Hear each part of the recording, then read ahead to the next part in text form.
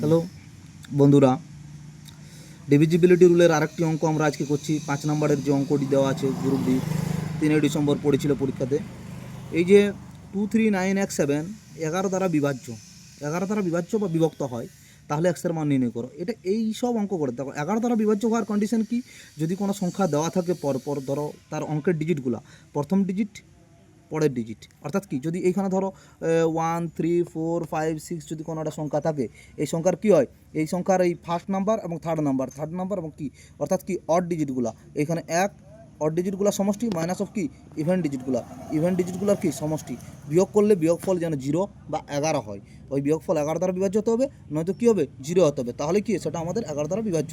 এখানে দেখো যেন কত দেওয়া আছে আমাদের 239x7 11 দ্বারা বিভাজ্য হয়, তাহলে এক্সের মান নির্ণয়। তাহলে কী করতে হবে আমাদেরকে, দেখো 2 + 9 + 7 অর্থাৎ অডগুলোকে আমরা সমষ্টি করলাম, মাইনাস অফ কী করলাম 3 + x করলাম, সমান হয়ে আমরা 0 লিখব বা 11 লিখব। দেখো তাহলে কী হচ্ছে 9 আর 2 11 + 7 18 মাইনাস 3 + x সমান হচ্ছে 0 বা 11 করলাম। ঠিক আছে, তাহলে 18 - 3 - x সমান কত হচ্ছে 0 বা 11। তাহলে এখানে কত 18 - 3 মানে 15 - x সমান হচ্ছে কত 0 বা 11 হচ্ছে।